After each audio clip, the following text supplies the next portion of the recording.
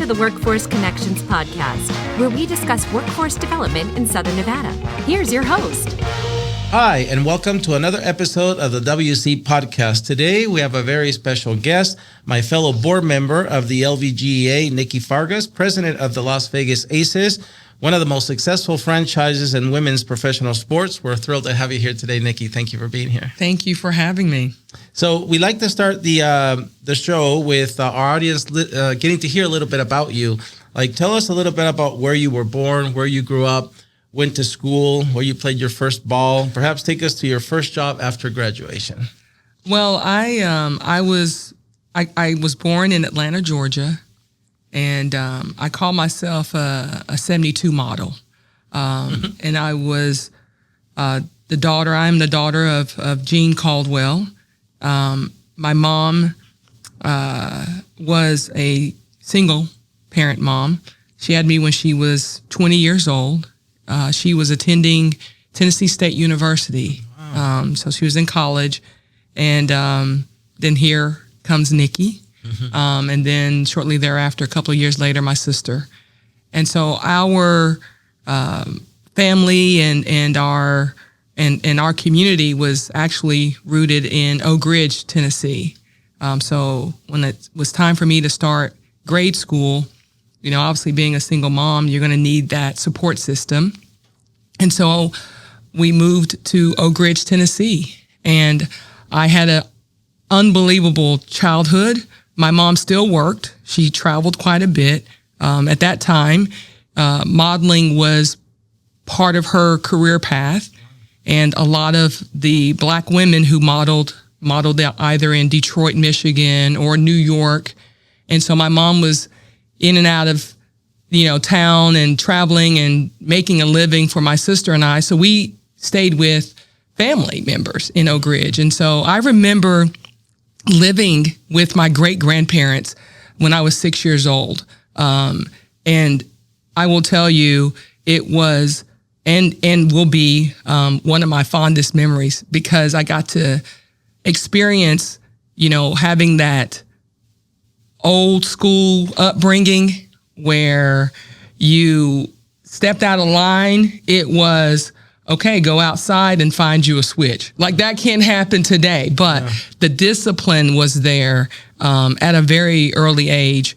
And my grandparents also lived in Oak Ridge, so I got a chance to live and grow up with my cousins, my uncles, my aunties.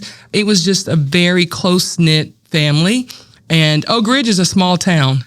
One high school, Oak Ridge High School, is where I attended. The thing to do in my hometown was sports. That was a way for our community to support one another. It was a way for us to stay out of trouble, if you would. And I remember on Friday nights, the whole city would shut down. And if it was a football night, everybody was at the football game. And from there, you would go to Big Ed's Pizza. And so I just had a very relaxed, open, vibrant childhood. You know, when I say I'm a 72 model, literally we were on our bikes all day. There was no in the house. You literally had to leave the house and don't come back until the street lights came on. So at a very young age, obviously community, friends, family, that's part of my DNA. Then from there, I was fortunate to pick up basketball, and I played a lot of sports, basketball, track and field, volleyball, but basketball really stuck with me. And I had an opportunity to attend the University of Tennessee. Scholarship offers from all over the country, but Tennessee at the time was the best program. The best coach was Pat Head Summit. They had won 2 national championships in '87 and '89. No pressure there. And so I decided to attend the University of Tennessee, which happened to be 20 minutes from my hometown. Wow. So different level of pressure, because I'm a local kid. So you got your family and friends coming to watch, but more importantly, it gave us a sense of pride, being from and growing up in Tennessee and then representing the University of Tennessee. I graduated in '94 with a degree in communication, so I kind of figured I'd go into the broadcasting journalism route. But my first job was not in sports. I was actually working for a mortgage company that financed mobile homes. Oh, wow. Clayton Homes was big. I mean, wow. Mobile homes were big in the South. So I'll never forget, that was one of my first jobs, was working in that department. And then from there, I eventually got into basketball, the ecosystem around broadcasting around basketball. And then from there, I decided to be more hands-on, and then that led me to coaching. Wow. What a couple of follow-up questions, because as I thought about this young girl in Oak Ridge High School, was that where did you already have a dream of playing for the Lady Vols one day? I did not dream of playing for the Lady Vols. Sorry, Coach Summit. No, I always thought that I would move away, right? You're from a small town. You think, oh, there's so much more out there than being from here. But I always dreamt of playing sports. I always dreamt that I was going to play and compete and challenge myself as an athlete mentally and physically. But once I got to high school, my high school coach, her name is Jill Pruden, she and Pat Summit were really good friends. So she would go and work the camps, and I would follow her. And we knew Tennessee Lady Vol basketball because it was just so big.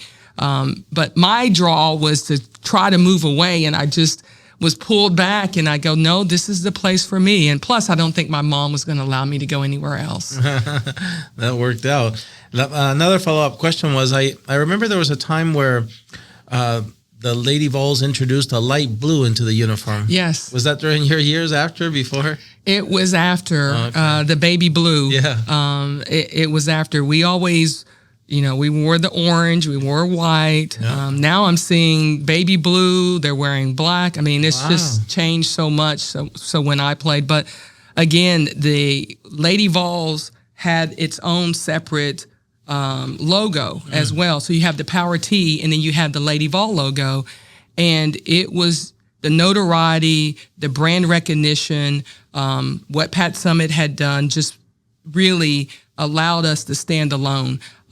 When I was coming through college, we were one of few institutions that had two separate athletic departments. Wow. So I got a chance to witness women in leadership roles, from the AD, Joan Cronin, to our strength and conditioning coach, Jenny Moshak, Carrie Hallen, our academic advisor, obviously Pat Summit and her staff, and Debbie Jennings, our head of public relations, our sports information director, all women. Wow. And so those were the leaders, those were the role models that I grew up seeing.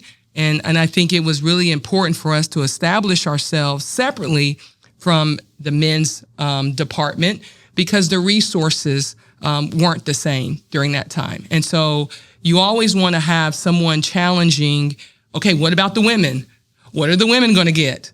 How about the ladies? And if you don't have someone in the room constantly reminding the decision makers of the importance of the inclusion of women's sports, the inclusion of making sure they have all the resources that they need to be successful. Yeah.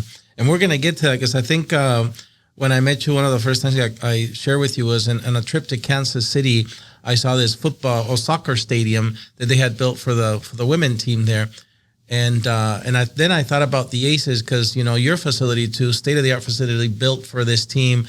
And I remember the conversation about when they were training literally in high school gym. Yes. And now to see the beautiful facilities as this evolution that is so worthy, as you said, as giving them the place that women's sports really needs. And I'm glad to see it happening here in our hometown. So we'll get to that, but let's continue this wonderful career as an athlete, and then a coach, a broadcaster, and now, of course, as an executive here in professional sports. So tell us a little bit about those stops along the way. Tell us about after you stopped being a player, what happened after that to get to where you are today. Well, after I finished being and competing as an athlete at the time, you had to go overseas. There was no WNBA when I graduated from college. And so I had so many injuries, and I knew, after I finished, that was probably going to be the end of my athletic career. Even though post playing, I still got out there a little bit and tried to still compete But more importantly, I just knew that once I decided to go back and really give back, and I think that was the decision that I made, and that changed the trajectory that I was on, because I was literally fighting going into athletics. I was like, no, I don't want to be a coach. You're not going to have a life.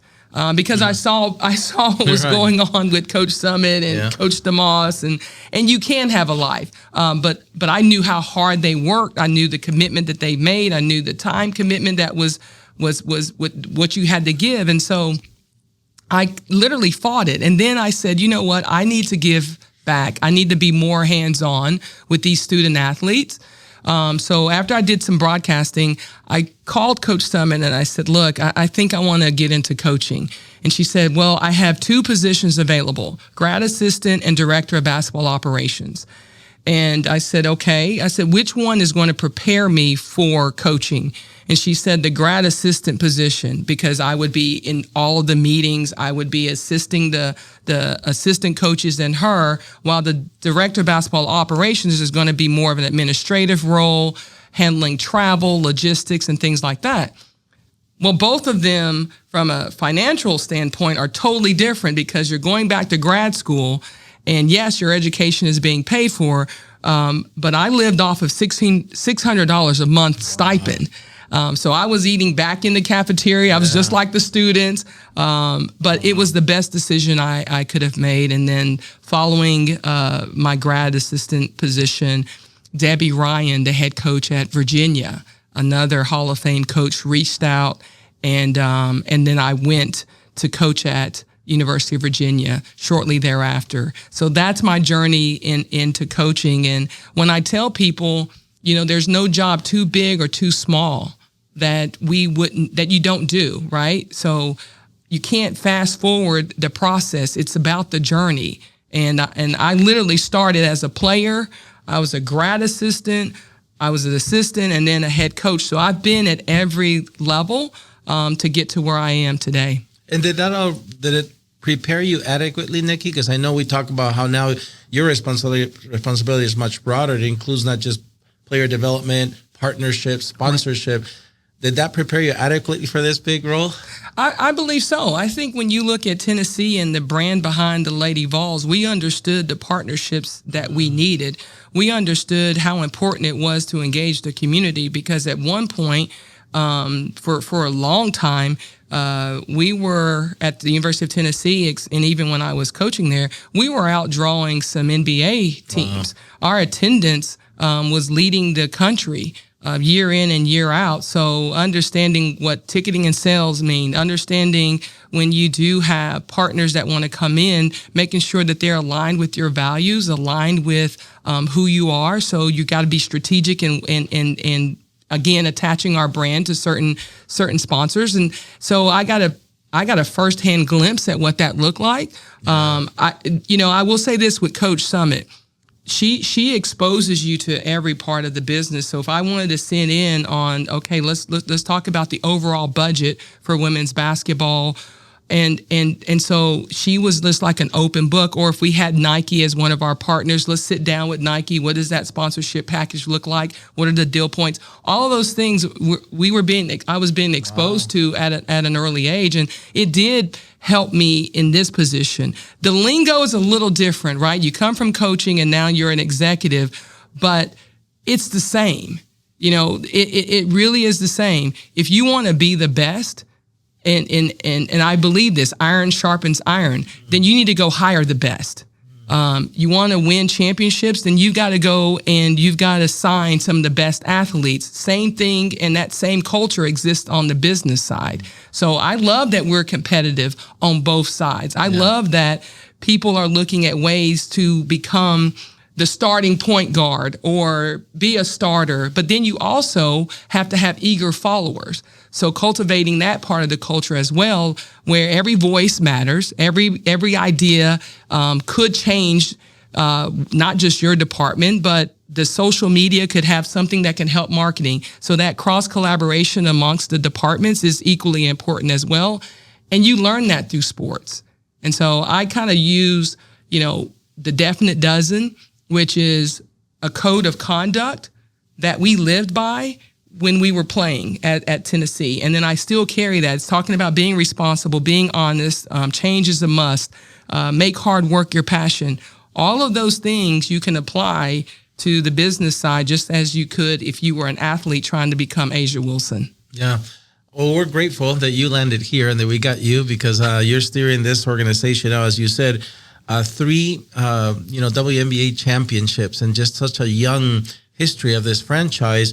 There's something special there. And for me as a father, I've gone to games, forget Mandalay Bay, that's great. But when you fill T-Mobile, I mean, that's amazing. And just the energy, and again, being there with my daughter was amazing to see how far we've come here in this town. So tell us, without giving away the secrets, what strategies were important to get us to get the franchise to win 3 titles, as you said. You've talked about some of them. Yeah, I think it starts also with Mark Davis. When you have an owner who believes, and when I say believes in women's sports, he believes in us and I think we talked about this earlier, to the point where he was the first to say, I'm going to make this commitment. I'm going to make a financial commitment in building a world-class facility for these women to be able to call their home. Candace Parker, one of the most decorated basketball players, Hall of Famer, should be named into the first-time ballot in Naismith. That's going to happen. I'm putting in an atmosphere for you, Candace. But she never had a locker that she could just leave her stuff there after the season. It was always pack up and leave, pack up and leave. And so with our headquarters, this facility is for them 365, 7 days a week, 24 hours a day. We have full-time security, everything that they need to be the best, to become stronger, faster, quicker, to work on their game, to really elevate their skill set. It is right there. I remember us practicing at high school gyms when I first got here in 2021. We were still practicing and trying to find a place for these women to get better. And now these are some of the best players in the world. So that commitment also changed how the franchises that are coming in and the teams that are here currently, you now have to have something to that extent for these women. So in 2 years, when you come into this league, you better be breaking ground because that's what these women deserve. So it starts there. It starts with Mr. Davis giving us the resources to go and get a Becky Hammon.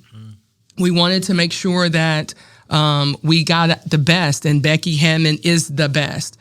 So when you're bringing in Becky Hammon, when you have the resources, you have Asia Wilson, the recipe for success is there. Now it's just a buy-in. And so Becky brought and put together an unbelievable staff. And then you've got players who are hungry. And then we have a front office, and I call us the team behind the team, where we're going to go and we're going to sell this arena out because we know that that's the sixth man. When you come into Mick Ultra, when you come to T-Mobile, it's electric, it's loud, it's just intense. Yeah. And that makes a difference in how your team shows up.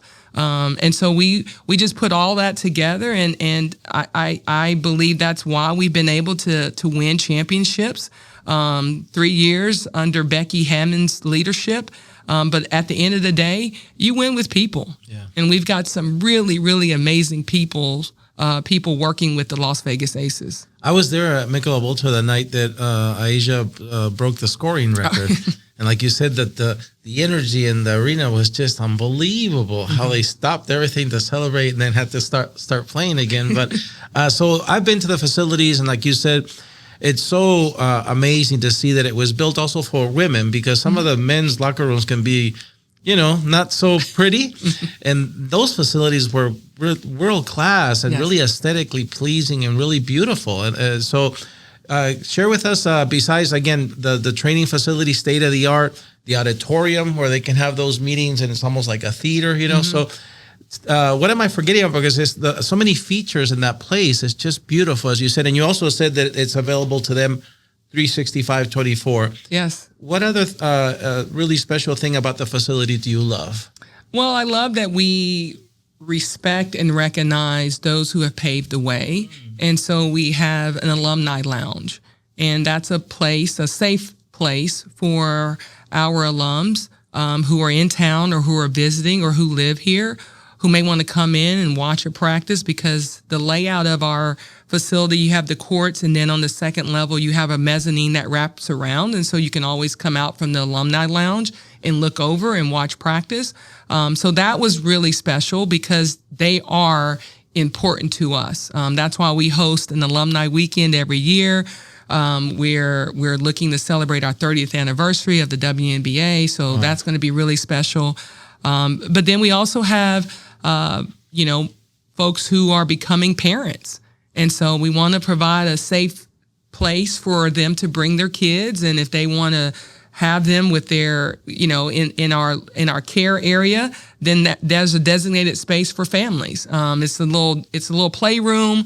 It's got white leather furniture. Mm-hmm. Don't ask me why we put white leather furniture in there with kids, but we can easily wipe it off. Yeah. But that's a place for Chelsea Gray to bring Lennox, or when Candace Parker was here with her kids. So we do enjoy having family, having the players' families around. There's a lounge area too that's dedicated for the nutrition side, because that's important too when you're looking at the demand that you put on the athlete.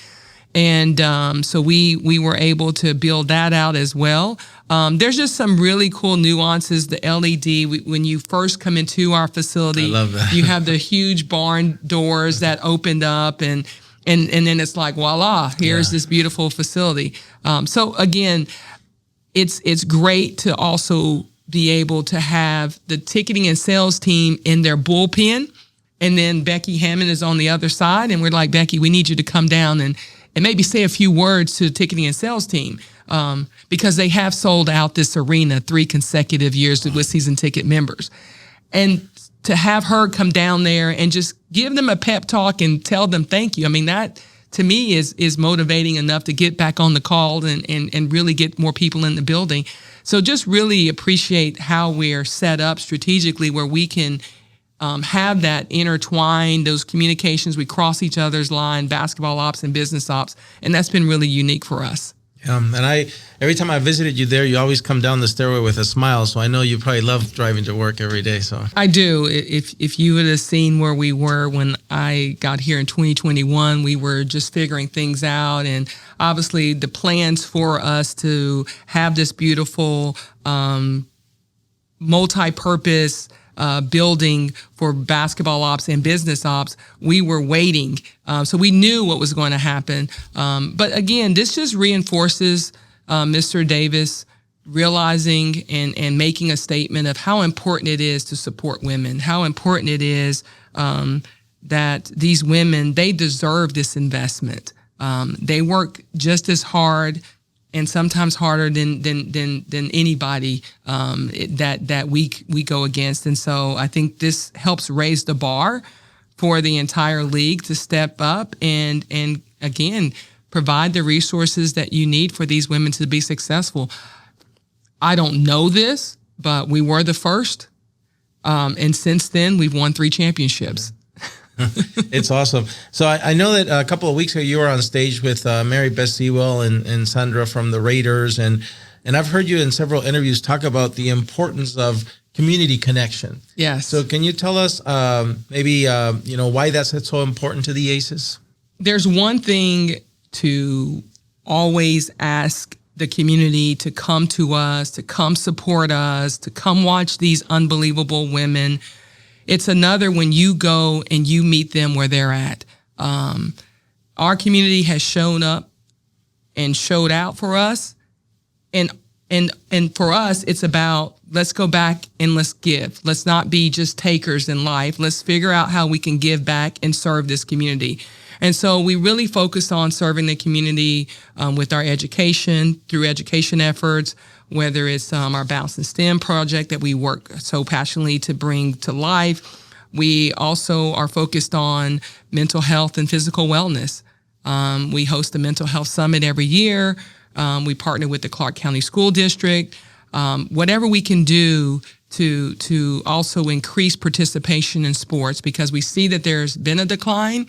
But as we know, If you've had any basketball or any soccer or any track or tennis or golf, if you played any sport, there's a correlation of the percentage of C-level suites that the women are holding right now who've had athletic background. So I think participation in sports, we are able to launch our ACES Academy. So we have camps and clinics, but we also make sure that we provide those camps and clinics in the community as well. So we're refurbishing a new court in North Las Vegas. So we're excited about that. That's coming up. And with doing so, we want to make sure that there's a safe place for these young boys and young girls to be active. I think the other thing about the community is we know that when we're, winning championships and we're selling out the arenas and we're doing all these amazing things, you got to have a why. What's the purpose of all this? And it really is to inspire the younger generation. It's for the young boys and the young girls to say, I want to be like. That's a different level of motivation. It's like when you have an Asia Wilson, come and tell your kids, hey, get your homework done. They're going to do it. Yeah. So also the messaging that we put out there is important. We want to make sure that we're aligned with the needs of our community. So having those meetings, being a part of the community, sitting in on anything that like when we bring in families, we want to know, okay, what did you love about being here? How can we make this moment in time for you more engaging, more uplifting, more exciting, or you want to come back? Well, you also got to give them access. And I think we do a good job of making sure that our players, our staff, that we're accessible in the off season. During season is a little bit more challenging, but with the players in market, we definitely try to get back and give back to the community. Yeah, I see that all the time. You're also very involved with the Chambers of Commerce and the business community. So you guys are doing a great job at that. When I came here in 1987, Nikki, you were still, I think, at Oak Ridge, or at least Pat Summit was recruiting you. But here we had a pretty good team, too. A guy named Jerry Tarkanian was building a little team called the Running Rebels. Yes. And it was really fun to go watch them at the Thomas and Mack, 21,000 people for college sports. And so I never would have dreamed back then, as fun as that was, I never would have dreamed of having a 3-time WNBA team here, iconic franchise like the Raiders, our own born here, Vegas Golden Knights, and on and on and on. And so what do you see the future of sports here in Las Vegas from your perspective? I mean, we now have the A's coming, so you got Major League Baseball. Mark Bedane, yes. Mark Bedane has done a phenomenal job, and then there's talks of an NBA team coming here. We are the sports and entertainment capital of the world. To see VGK potentially right now could go and win their second title. Wow. The Raiders are making some changes and challenging themselves to compete at that high level as well. I don't know if there's another city that you will experience the culture that's here. Like it's always on. There's no downtime here, and there's great sports. There's music. There's theater.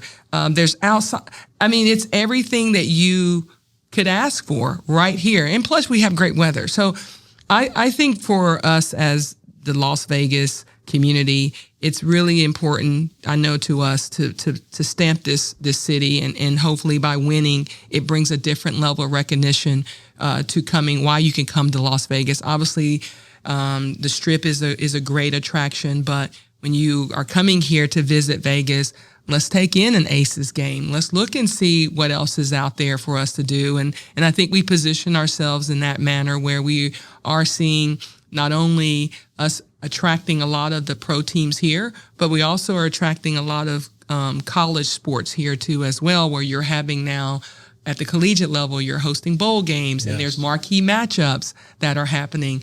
I think the infrastructure here is able to handle.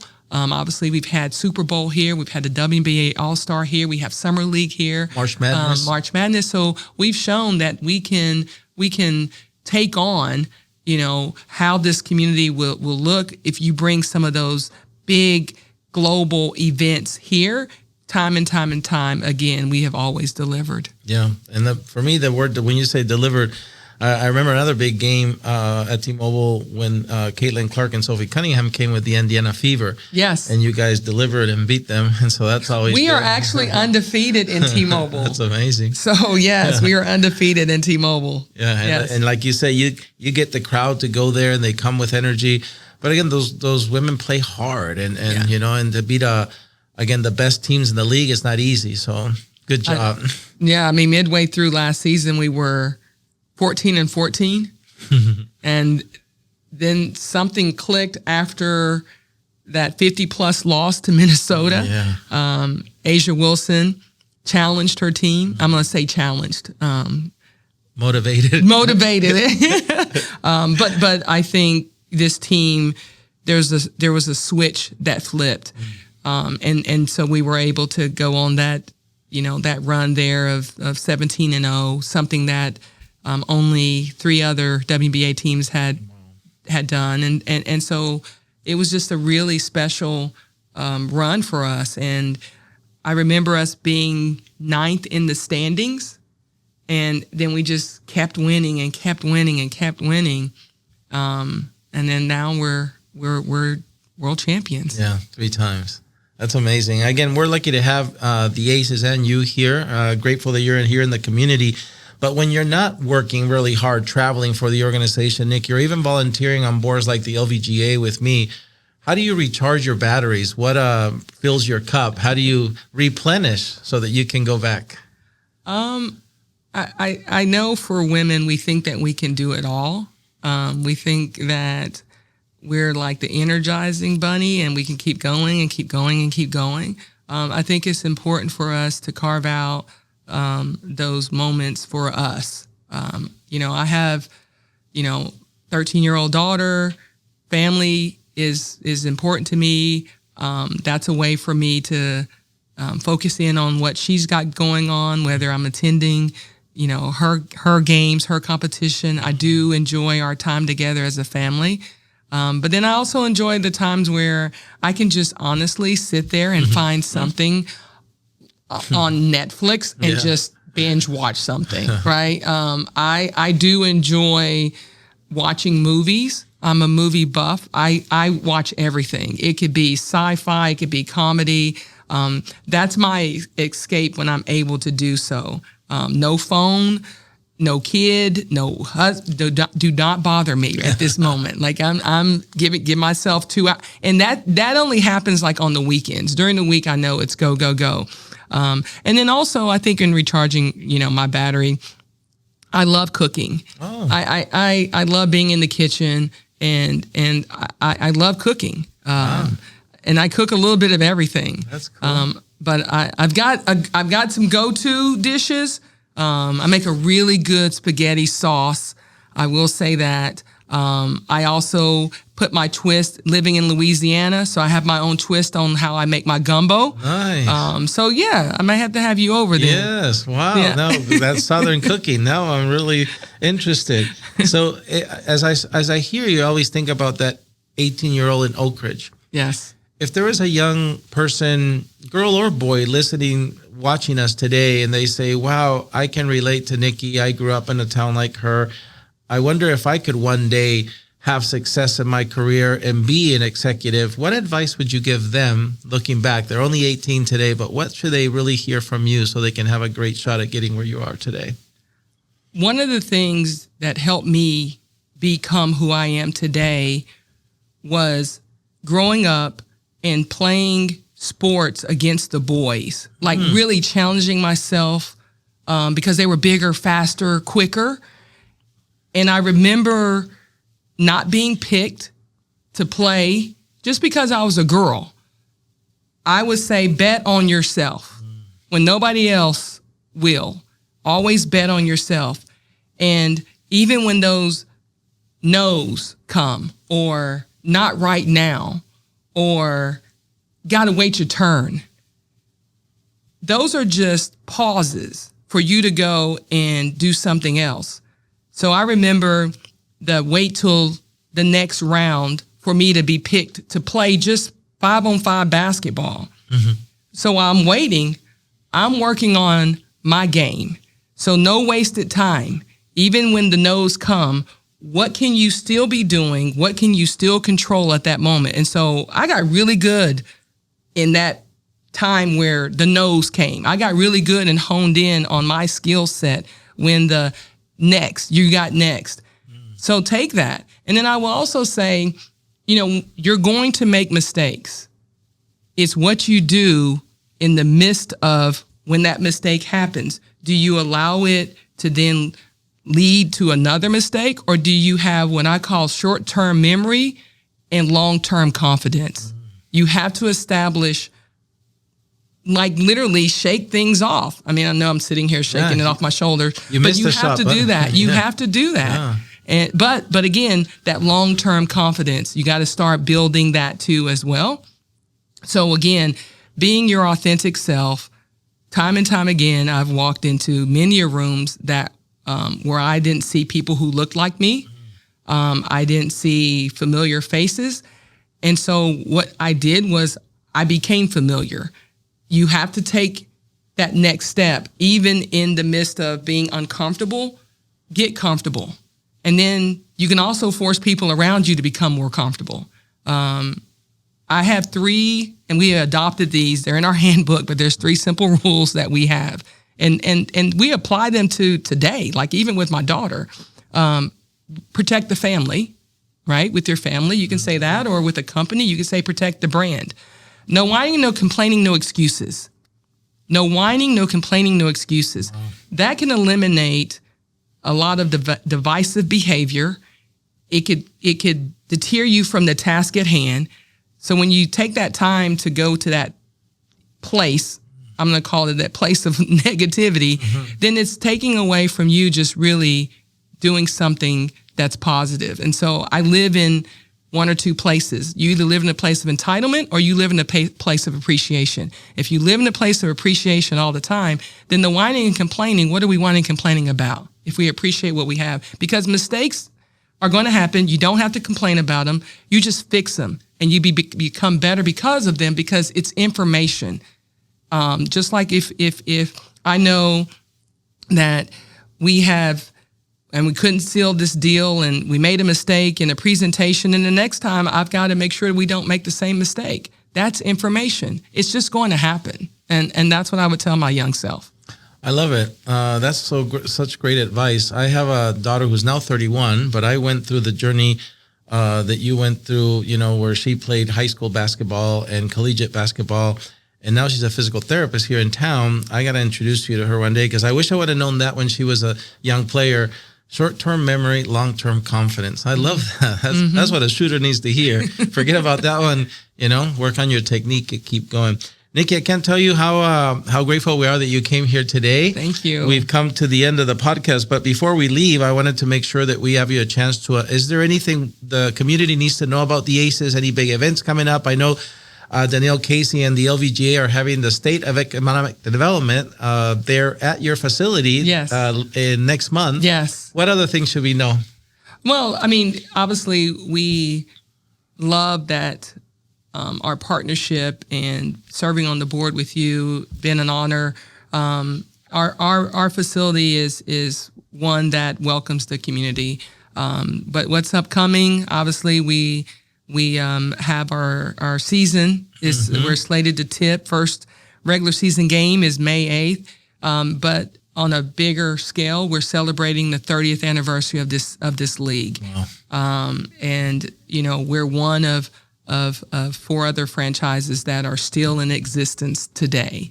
Wow. And then obviously you're seeing, with the expansion teams and the growth of the WBA and what's happening there, it's just been unbelievable. But we're super excited. We're going to have some great theme nights this year. We've got some unbelievable players returning, and we're going to keep putting out the best product we can on the floor. From an entertainment and game presentation side, there's going to be some new activations. There's going to be some fun things that we're doing. We're always trying to one-up ourselves. Yeah. So those are kind of like the big things that we've got going on. Again, just super excited about what we're able to accomplish, not only on the basketball court, but also in the community. So you're going to see us still hosting our mental health summit. You're going to still see us engaging with the youth, both boys and girls, because we love it when the little boys, when you ask them, who's your favorite player? And a lot of times you'll hear LeBron James or this person. No, you're hearing Asia Wilson or Jackie Young. Wow. So we appreciate that. And again, just appreciate the support of this community. I mean, we couldn't be who we are today without the support of this community. Yeah, and this community is lucky to have the Aces, and we have the Times Athlete of the Year coming back, right? Yes, we do. That was a big deal. Well, Asia, you are coming back, right? Yeah. No, but we plan to do our best to keep, the gang together. Yeah.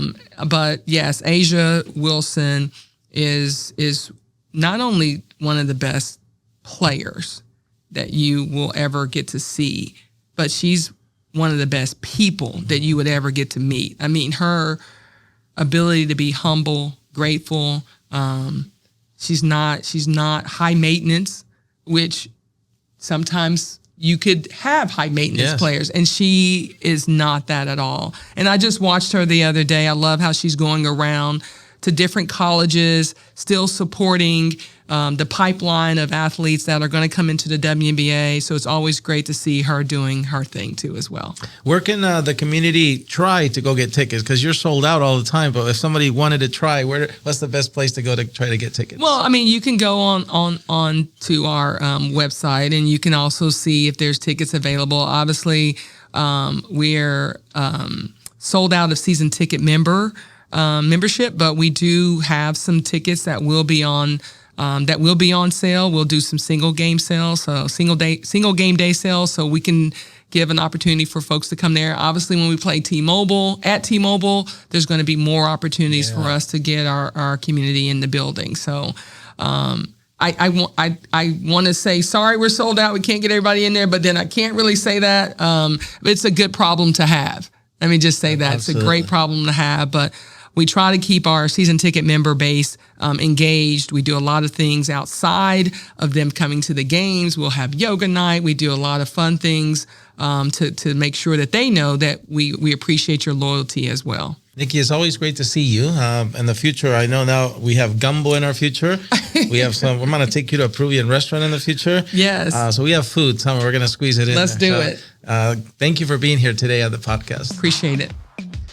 Well, that's it for another episode of the WC Podcast. We thank the crew that makes this all happen behind the scenes, and we hope to see you at a future episode. Until then, stay safe. Well, Nikki, thank you for staying over doing our bonus segment called The Hot Seat. Are you ready? I'm ready. All right. The first segment is called Your Favorites. I'm going to give you a category, and you're going to give me your favorite thing in that category. Let's start with an easy one. What's your favorite food? Soul food. Favorite beverage with dinner? A glass of Cabernet. Favorite dessert after dinner? My daughter's s'mores cookies. Yummy. Favorite way to start your day? In a sauna with light meditation music in the background. Favorite way to unwind after a long day? I can unwind by cooking. I can also unwind by just sitting on the couch. Favorite vacation spot? Well, I like to do a staycation. Favorite vacation spot? I'm going to say Grenada. Oh, that's a good one. Favorite holiday? Christmas. Favorite sport to watch other than basketball? Well, I got to say this one, football, because my husband played football. Okay. So football. All right. Favorite college sports team? Well, I got to go with Tennessee. Lady Vols. Lady Vols. Favorite professional sports team? Well, I'm going to say the Las Vegas Aces. Well, we knew that. We're going to also add in the Raiders. Nice. Very good. You made it through the first segment. The second one is called Tough Choices. You might have some tough choices, might not. We'll start with an easy one. Lady Vols or Yukon Huskies? Lady Vols. That is not tough. Being the coach or being coached? Being the coach. Ring ceremony or championship parade? Championship parade. Winning at home or winning on the road? Winning on the road. One day when you retire, will it be in the city or out in the ranch? In the city. If you had a day all by yourself, would you spend it by the ocean or hiking in the mountains? Ocean. Here's where it starts to get tough. Have more money or more time? More time. If you were a superhero, would you rather have the ability to fly or breathe underwater? Fly. The ability to speak with animals or speak any foreign language? Any foreign language. We're rounding to the tough ones, Nikki. Truth, you have to choose one. Truth or kindness? Kindness. Actions or words? Actions. Justice or grace? Grace. Wow, you made it through tough choices. The last segment is called Finish the Sentence. I'm going to give you about 90% of a sentence. You're going to finish it for me. You ready? I'm ready. If you could visit any place in the world, it would be? Australia. The best part about living here in Southern Nevada is? Family and friends. Your favorite thing about your job as president of the Las Vegas Aces is? Working with great people. And if you could travel back to any place in time you would travel to? Ooh.